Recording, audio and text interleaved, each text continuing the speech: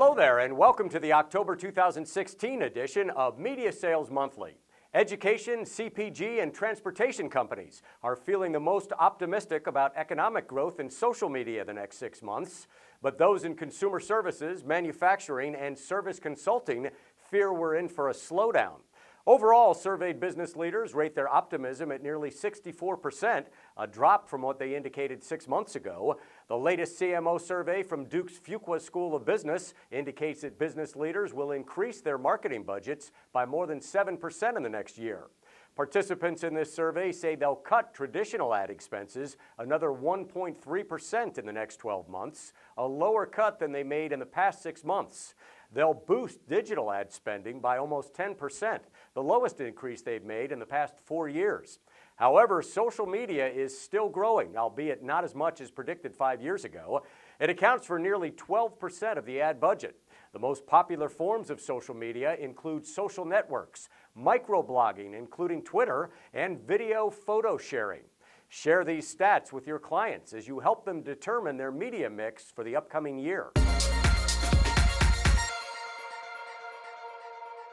In the commonly used last click model, digital marketers attributed all ROI value to the last channel a customer used to reach them. Perhaps a display ad took a buyer to their website, which led to a purchase. But what if this customer, say, researched a product on the manufacturer's site, then sought reviews from Google, followed by seeing a retargeted ad on Facebook, and then finally bought after seeing a retargeted display ad while reading a blog? All of these influence the customer, but without tracking, marketers often give the final display ad all the credit. In a TechCrunch.com post, Vishal Agarwal says it's now possible to trace the digital path of a buyer. Algorithms will take into account all possible channels a marketer is invested in. Some attribution models even take both traditional and digital formats into account. All of these attribution models cost money to deploy, so many smaller marketers aren't ready to make this kind of investment. If your media company is acting as a reseller for a marketing attribution services provider, start talking with your larger clients about how this type of modeling can help them optimize their media mix. The loss of a long-standing client in B2B sales is never a good thing, but the way you manage it right off the bat can stop a bad situation from getting even worse. Lindsay Stein gives a few tips on how to handle it in her article, You Lost a Long-Standing Client. Now what? 1.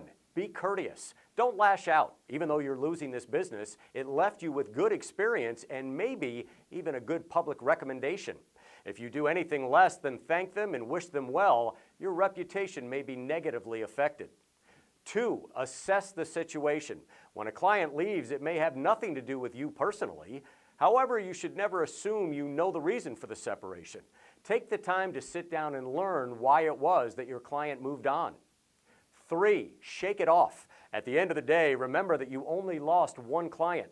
Focus on your existing clients, look for new ones, and don't dwell on what's lost for longer than needed. That's it for this edition of Media Sales Monthly. I'm Douglas Ells.